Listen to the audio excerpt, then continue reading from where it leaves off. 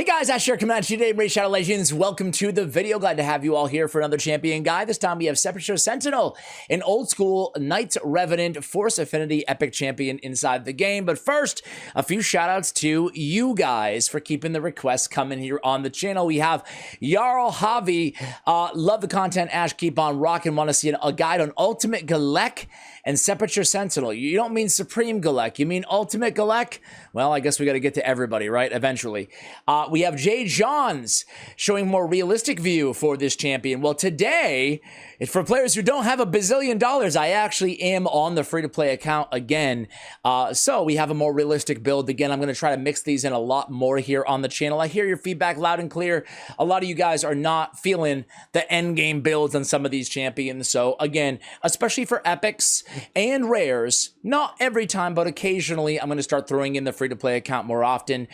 You guys can let me know if you do or don't like it, maybe, in the comments below after you're done watching today's video.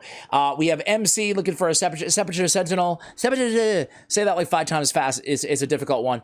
We have Paul Thomas. We have Trenton Lee, shout out. We have Brandon Lee, shout out. The whole Lee family is in here. And then we have Amir, excuse me, looking for a Sepulcher Sentinel guide. Let's just go ahead and get to the champion.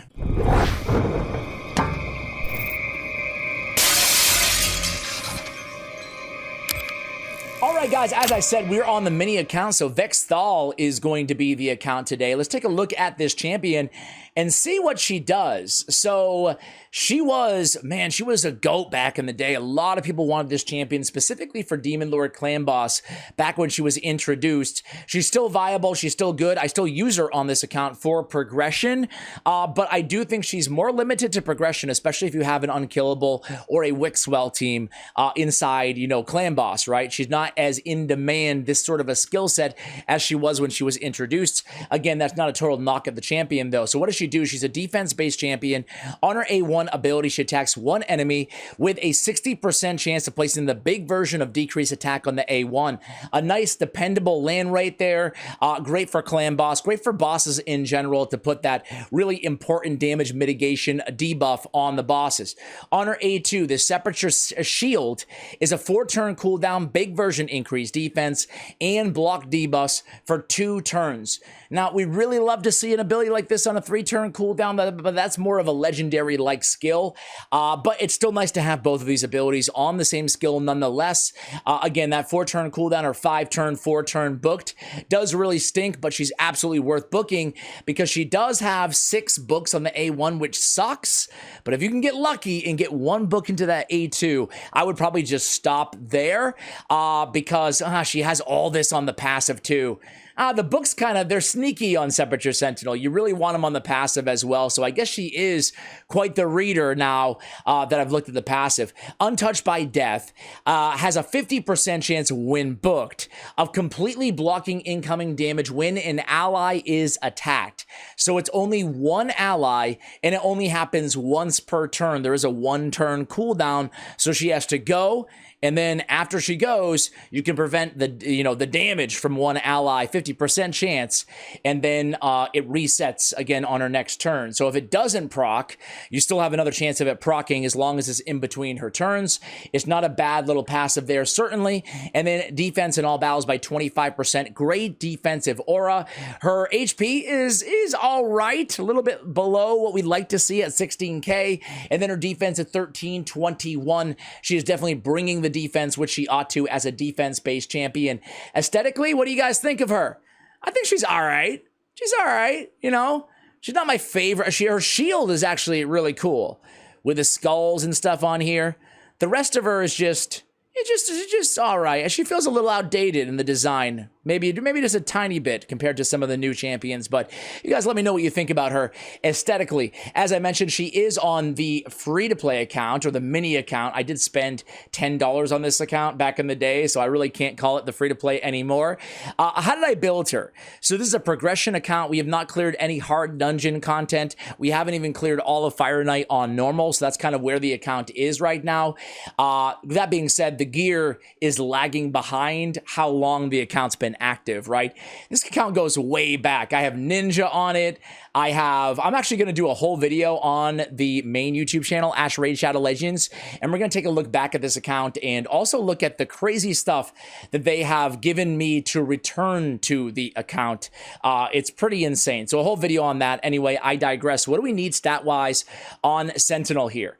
Well, we do need accuracy for that A1. It's an important debuff to have, as I said, not just against clan bosses, but against all bosses. So we will need accuracy for that skill and that skill alone in our kit, which kind of stinks. You'd love to see, you know, maybe an aura, or we have an aura, but maybe a passive, excuse me, that has something where her defense can be converted to accuracy or something like that. You know, one of these new champion mechanics. But needless to say, we do need the accuracy for the A1 ability. After that, though, we just want survivability. So basically HP, defense, and speed. So she's a fairly easy champion to go ahead and build. Even on the free-to-play account, I did make the decision to go ahead and fully book her. So we're booking her. We're using her on our old school clan boss team as well. I do have her in kind of a weird hodgepodge of gear here. Speed, accuracy, right?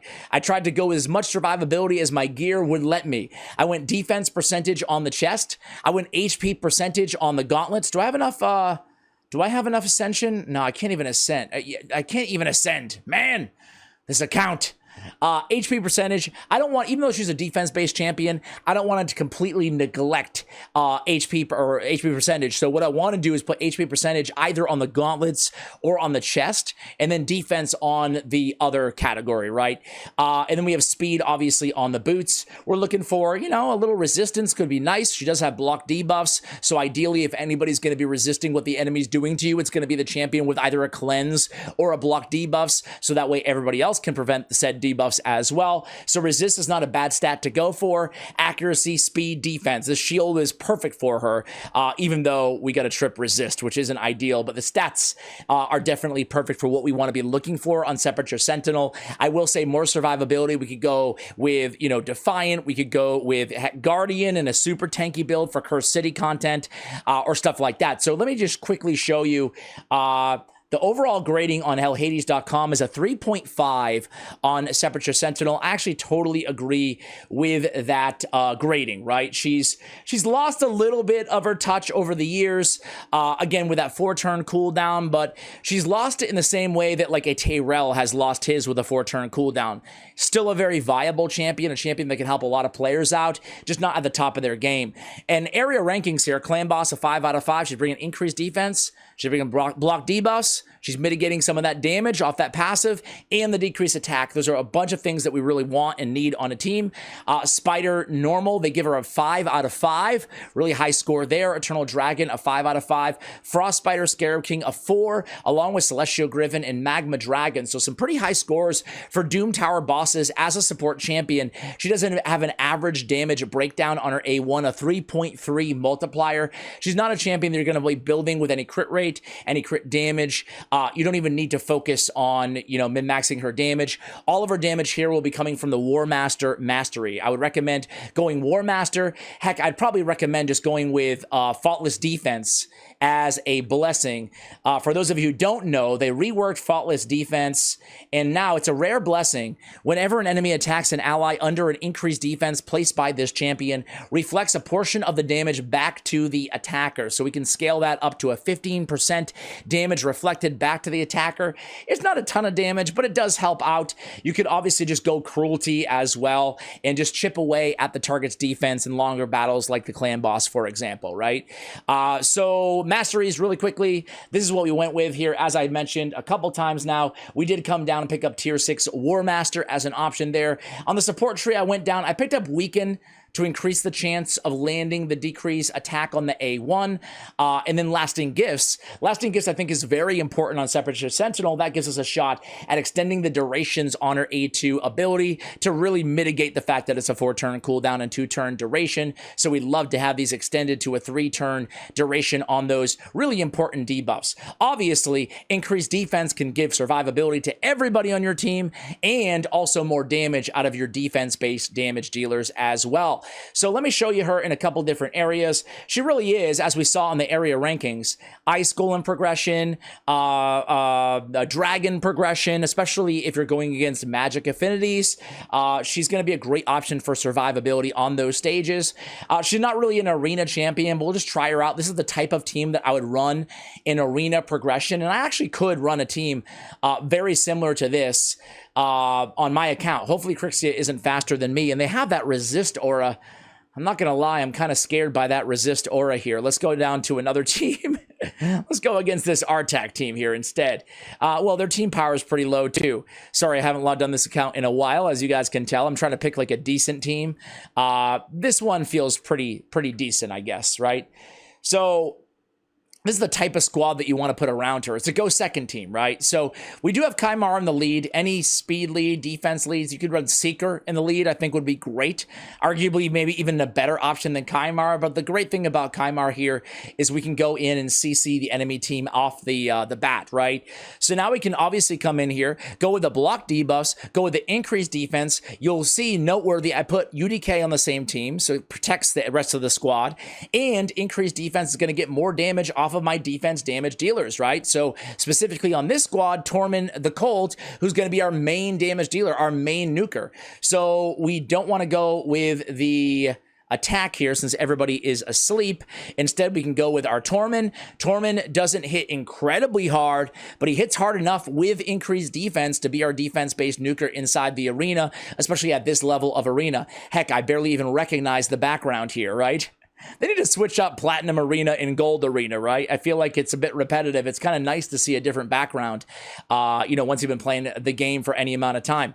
All right, so let's go in here, and again, we want to look at affinity here. We do have a single hitter, so it doesn't matter here. We have to go against UDK, but this is exactly, like I said, the type of team that I would run with her. A defense-based damage dealer, and she can just be a tank, right? Keep in mind that with UDK, she actually makes a pretty formidable pairing with a UDK and a Tormund like this in the arena because it's tough to kill this team.